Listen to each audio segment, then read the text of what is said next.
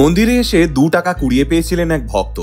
55 বছর পর 10,000 টাকা ফেরত দিয়ে গেলেন ঈশ্বরের চরণে। হ্যাঁ, সম্প্রতি এই ঘটনাটাই ঘটেছে আমাদের ভারতবর্ষের একটি মন্দিরে।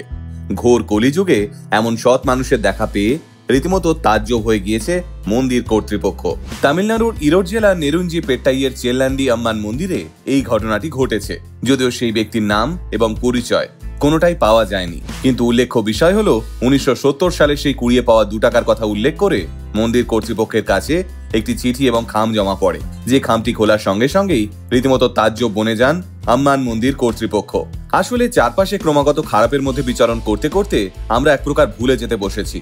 এখন এই পৃথিবীতে ভালো মানুষও আছেন। সময় যত আধুনিক হচ্ছে, মানুষের মধ্যে পাল্লা দিয়ে বাড়ছে স্বার্থপরতা, আর সেই সব বিশ্বাসঘাতক নিকৃষ্ট লোভী মানুষের পাশে হাঁটতে হাঁটতে মাঝে মাঝে হয়তো এমনই চন্দনের পবিত্র সুগন্ধ ভেসে আসে, যে আবারও বিশ্বাস করতে শেখায় পাঁকেও পদ্ম ফোটে।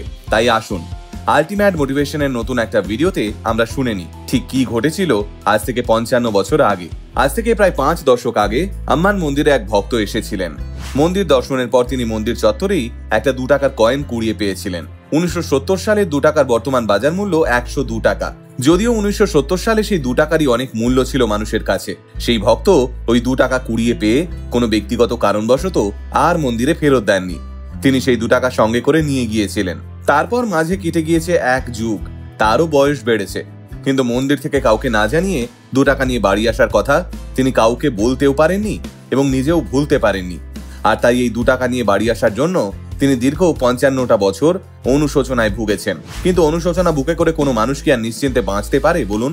আর তাই সেই ব্যক্তি 55 বছর পরে মন্দিরে একটি চিঠি লিখে রেখে যান। তার পরিচয় যাতে কেউ জানতে না পারে সেই বিষয়ে চিঠির কোথাও তার নাম, ঠিকানা, ফোন নাম্বার কোনোটাই উল্লেখ করেননি। সম্প্রতি মন্দির কর্তৃপক্ষ দান বাক্সে খামের সঙ্গে একটি চিঠি পেয়ে রীতিমতো অবাকই হন। তারপর চিঠিটি যখন পড়তে শুরু করেন তখন তারা আরো অবাক হন। চিঠিটিতে স্পষ্ট লেখা রয়েছে, আজ থেকে 55 বছর আগে আমি এই মন্দির দর্শনের জন্য এসেছিলাম।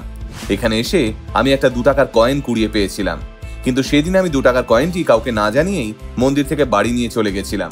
আমার উচিত ছিল মন্দিরের দান বাক্সে পয়সাটি রেখে আসার, কিন্তু পরিস্থিতি আমায় বাধ্য করেছিল। আর আজ নিজের সেই ভুল বুঝতে পেরে 2 টাকার বদলে 10,000 টাকা মন্দিরের সেবার উদ্দেশ্যে দান করে গেলাম। ধন্যবাদ।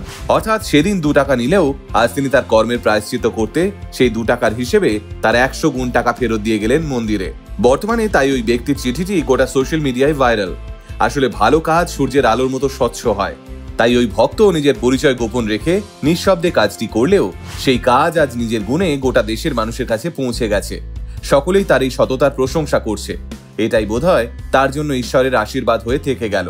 ভাইরাল এই চিঠি দেখে অনেকেই অবশ্য বলেছেন ঈশ্বর একদিন তাকে লুকিয়ে 2 টাকা নেওয়ার মতো পরিস্থিতির সামনে দাঁড় করিয়ে দিয়েছিল, আর আজ তাকে 10,000 টাকা মন্দিরে দান করার মতো যোগ্য তৈরি করে দিয়েছেন। সবই ওপরওয়ালার কৃপা।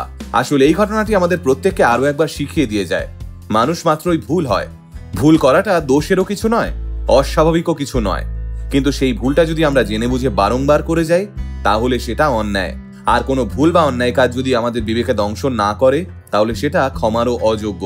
তাই নিজের ভুলটা সময় থাকতে থাকতে শুধরে নিন।